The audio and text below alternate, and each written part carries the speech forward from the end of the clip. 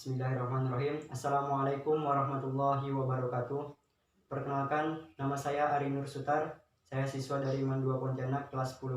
Saya tinggal di Dusun Garaya 1, Desa Kuala 2, Kecamatan Sungai Raya.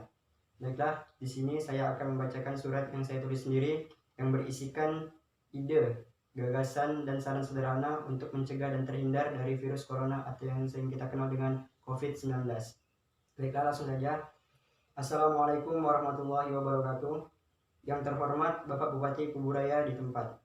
Dengan datangnya surat ini, saya akan memberikan ide, gagasan, dan saran sederhana untuk mencegah dan terhindar dari virus corona atau yang sering kita kenal dengan COVID-19.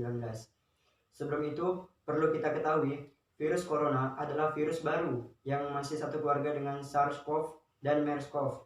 Virus corona ini menyerang saluran pernafasan seperti pneumonia dan bronkitis yang memiliki gejala utama seperti batuk, pilek, sakit tenggorokan, demam, asma atau sesak nafas, dan cepat lelah. Penyebaran virus corona ini melalui kontak langsung dengan orang yang terinfeksi, terkena percikan air liur dan cairan tubuh saat orang terinfeksi tersebut sedang batuk ataupun bersin. Selain itu, juga bisa disebabkan karena menyentuh mata, hidung, dan mulut dengan menggunakan tangan yang sudah terkontaminasi dengan virus atau kontak langsung dengan penderita corona.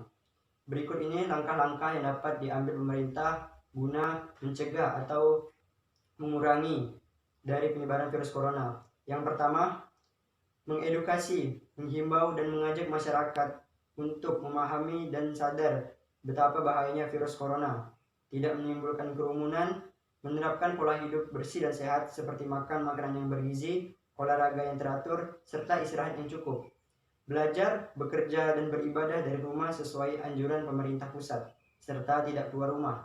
Jika terpaksa harus keluar rumah karena ada urusan penting, gunakanlah masker dan selalu bawa hand sanitizer.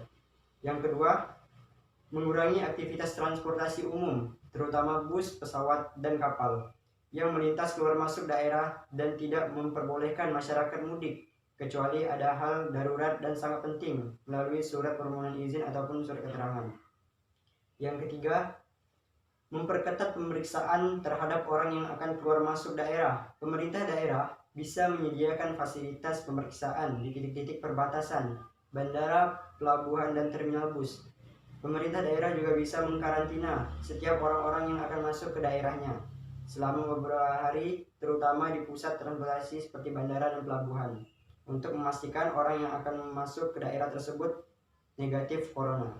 Yang keempat, membuat pasar berjarak. Pasar ini memberlakukan peraturan jarak antar pedagang, yang dimana fungsi penerapan pasar ini adalah untuk meminimalisir adanya kerumunan orang-orang.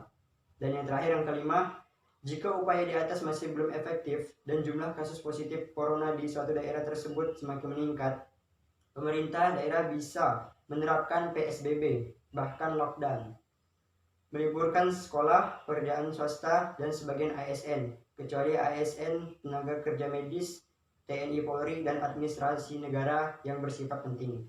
Tetapi, jika lockdown, pemerintah daerah harus siap untuk memberikan bantuan dan penyaluran logistik bagi mereka yang kehilangan pekerjaan dan keluarga miskin.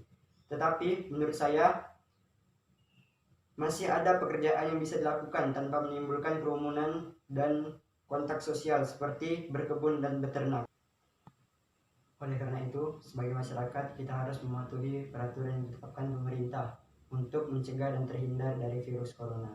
Demikianlah ide, gagasan, dan saran sederhana saya yang saya dapat sampaikan dari surat ini.